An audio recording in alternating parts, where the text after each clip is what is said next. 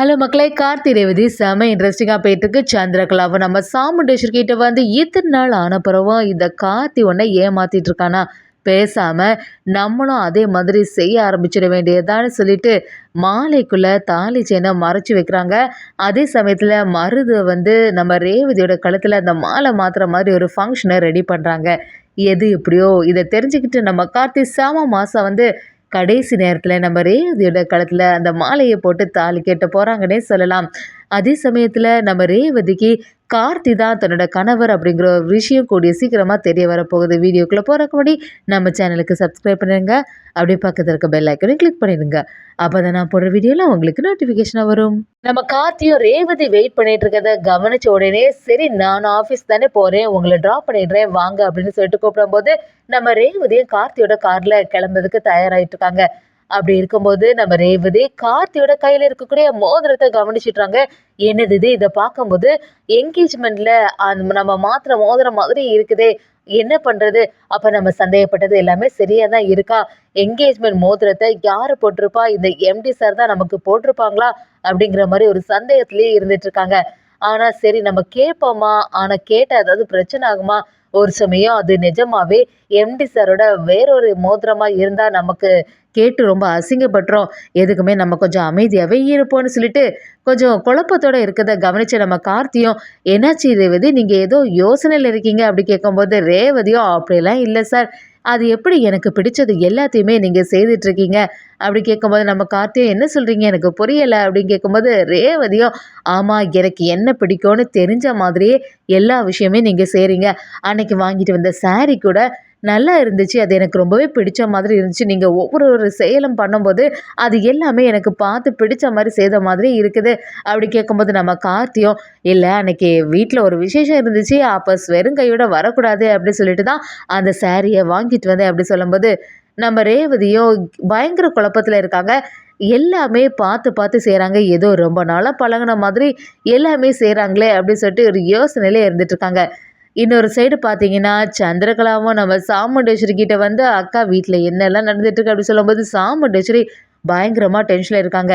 நடந்தது எல்லாத்தையுமே சொன்ன உடனே சந்திரகலாவும், என்னக்கா கார்த்தியோட ஆஃபீஸ்லேயே அந்த ரேவதி வேலை பார்க்குறாளா, இதுக்கெல்லாம் நீ வந்து எப்படி அனுமதிச்ச?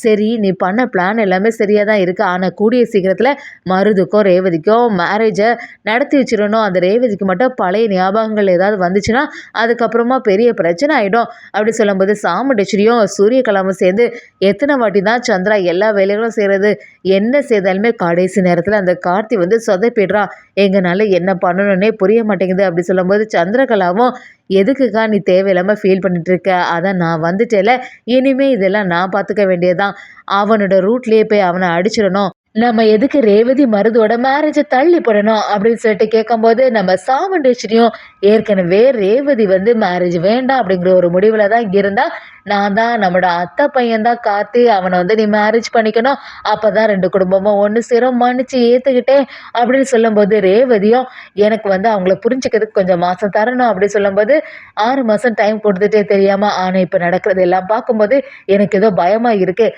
அந்த என்கேஜ்மெண்ட் கூட சரியாகவே நடக்கலை, எல்லாமே அந்த கார்த்தி தான் பண்ணியிருக்கான் அப்படிங்கிற எல்லா விஷயத்தையும் தெரிஞ்சுக்கிட்ட சந்திரகலாவும், சரி நம்ம பிளான் பண்ணுவோம்னு சொல்லிட்டு, அது மாதிரியே மாலை தோஷம் வந்து நம்ம ரேவதிக்கு இருக்கு, அதனால இரத்த பந்தம் சம்மந்தப்பட்ட யாருமே வந்து அவங்களுக்கு மாலை போடக்கூடாது, மருதுவும் நம்ம ரேவதியும் சேர்ந்து மாலை மாத்துற மாதிரி ஒரு ஃபங்க்ஷனை அரேஞ்ச் பண்ணணும், அதே மாதிரி அந்த மாலைக்குள்ள யாருக்கும் தெரியாம தாலியை வச்சிடணும், அப்போ நம்ம ரேவதிக்கு மேரேஜ் முடிஞ்ச மாதிரி ஆயிரும்ல அப்படின்னு ஒரு ஐடியாவை கொடுக்கும்போது சாமுண்டேஸ்வரி, நீ சொல்றது சரியா தான் இருக்கு சந்திரா, ஆனா எல்லாமே சரி வருமா, யாருக்கா தெரிஞ்சா மறுபடியும் பிரச்சனை பண்ணுவாங்களா அப்படி கேட்கும்போது, நீ எதுக்கு தேவையில்லாம எல்லா உண்மைகளும் சொல்ல போற, ரேவதி கிட்ட இந்த மாதிரி ஒரு ஃபங்க்ஷன் நடக்க போது மட்டும் சொல்லு, வேற எதுவுமே சொல்லிடாத அப்படி சொல்லும்போது நம்ம சாமுண்டேஸ்வரியும், சரி நான் ரேவதி கிட்ட பேசி பார்க்குறேன்னு நம்ம ரேவதி கிட்ட வந்து சொல்ல ஆரம்பிக்கிறாங்க. அவங்கள என்னாச்சு, எதுக்கு இப்போ தேவையில்லாமல் இந்த ஃபங்க்ஷன், அதான் மேரேஜுக்கு ஸ்ட்ரைட்டாக பார்த்துக்கலாம் எதுனாலும் அப்படி சொல்லும்போது நம்ம சாமுண்டேஸ்வரி கேட்குற மாதிரில, இல்லை ரேவதி இது வந்து நீ பண்ணியே ஆகணும்னு சொல்லிட்டு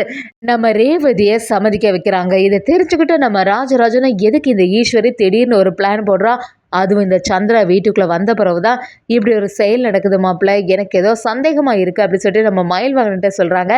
மயில் வாகனமோ நீங்கள் சொல்கிறது எல்லாம் சரியாக தான் இருக்குமாமா, இந்த விஷயத்த உடனே நம்ம கார்த்திகிட்ட சொல்லணும்னு சொல்லி நம்ம கார்த்திகிட்ட பேசும்போது, கார்த்தியும் அத்தை ஒரு விஷயம் செய்தாங்கன்னா கண்டிப்பாக ஏதோ ஒரு பிரச்சனை அதில் இருக்குது. ஏற்கனவே ரேவதி என் கீழே தான் வேலை பார்க்குறா அப்படிங்கிற ஒரு விஷயம் தெரிஞ்சுட்டு இனி எல்லாம் அவங்க சும்மா விட போகிறதில்ல. ரேவதியும் நானும் க்ளோஸாக இருக்கோம் அப்படிங்கிறத எப்படியுமே தெரிஞ்சு ரேவதிக்கு மறுபடியும் ஏதாவது ஒரு செயல் செய்யறதுக்கு ரெடி ஆகிட்டே தான் இருப்பாங்க.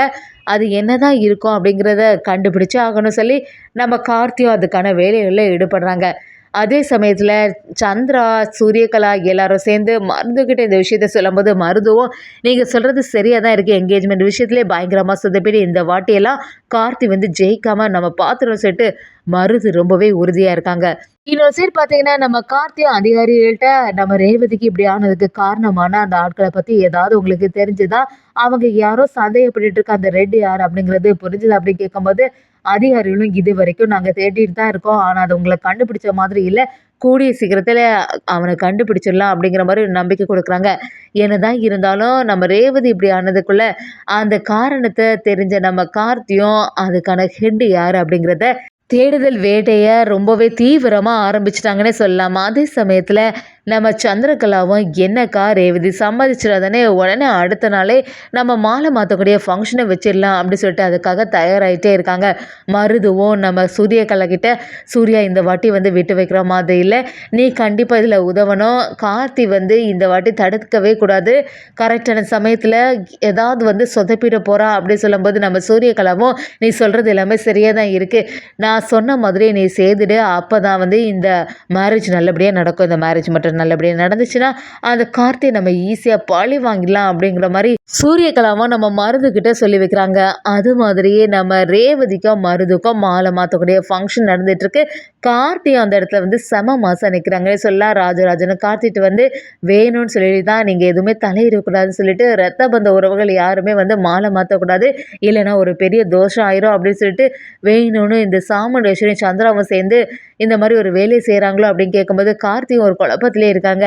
இது வந்து அத்தை நிஜமாவே இப்படி தான் சொல்லியிருப்பாங்களா, இல்லைன்னா தோஷம் நிஜமாவே நமக்கு ரேவதிக்கு இருக்குதா அப்படிங்கிற ஒரு குழப்பத்தில் இருக்கும்போது நம்ம கார்த்தி, மயில் வாகனம், ரோகிணி எல்லாருமே சேர்ந்த மாதிரி நம்ம ரேவதிக்கு மாலை மாற்றக்கூடிய அந்த மாலையில் ஒரு விஷயத்த கவனிச்சிடுறாங்க.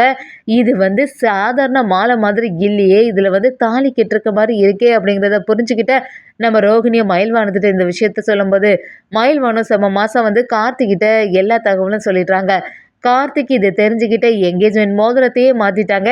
இனி செம அசால்ட்டாக அந்த மாலையை வந்து நம்ம கார்த்தியை ரேவதியோட கழுத்தில் போட போகிறாங்கன்னே சொல்லலாம். என்னதான் இருந்தாலும் நம்ம ரேவதிக்கு கூடிய சீக்கிரமாக நம்ம கழுத்தில் போட்ட மாலை வந்து கார்த்தி தான் போட்டது அப்படிங்கிற ஒரு விஷயமும் தெரிய வருது. ஒரு கட்டத்தில் பயங்கர பிரச்சனை படக்கூடிய நம்ம ரேவதிக்கு கார்த்தி தான் தன்னோட கணவர் அப்படிங்கிற ஒரு விஷயம் கூடிய சீக்கிரமாக வெளியே வரப்போகுதுன்னே சொல்லலாம்.